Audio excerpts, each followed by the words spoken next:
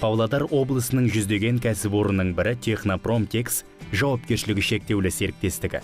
2000 жылдардың басында жұрт ертең қайда жұмыс істейміз деген шақта олар да басқа да көптеген отандық кәсіпорындар секілді қиын өзгеріс кезеңінде ашылды.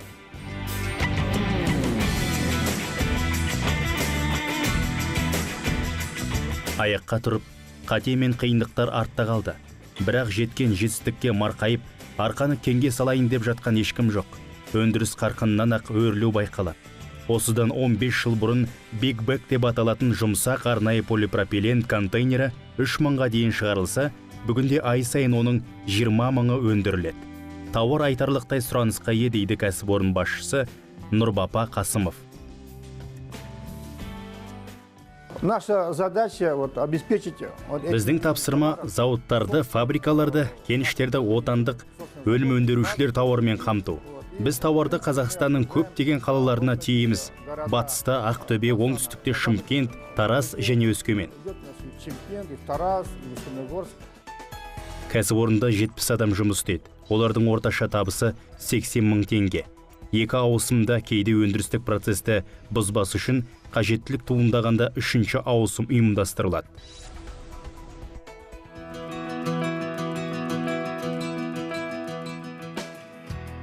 Жақында өндіріс толыққанды жаңартылған. Ол бизнестің жол картасы мемлекеттік бағдарламасының белгілі бағыты болып тұрған несие бойынша пайыздық мөлшерлемені субсидиялаудың арқасында мүмкін болды. Мұны павлодарлық кәсіпкер 2 рет пайдаланған. Часть возмещения затрат взяло на себя. Шығынның жартысын мемлекет өзі алды. Бұл тиімді, өйткені банк несиесі жоғары бағамен беріледі. Кәсіпорын осы бағдарламамен көмек алды, өйткені экономиканың басымдық секторы бағдарламасының талаптарына сай келеді. Кәсіпорын өңдеу өнеркәсібі саласында жұмыс істейді. Предприятие работает в сфере обрабатывающей промышленности.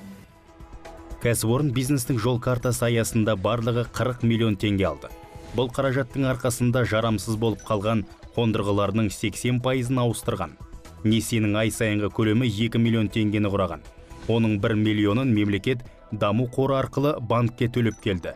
Дәл қазір несие қарызы түгел өтелген. Дорожная карта бизнеса 2020 это... Бизнестің жол картасы 2020 бұл мемлекет тарапынан түсінікті әрі дұрыс шешім. Оны енгізген кезде даму мен басқа да банктер есеңгіреп қалды. Әр қайсысы қорқып, тәуекелге барды. Сондықтан үлкен қиындықтар болды. Бірақ бұл қиындықтарды жеңдік және дамудың арқасында 40 миллион теңге алып, қондырғыларымыздың 70-80%-ын жаңартқанда жұмыстың тұрақты жұмыс істеуін септігін тигізген мықты көмек болды. Кәсіпкер қазіргі қолдауды 2000 жылдардың басында армандай алмаған мойындайды.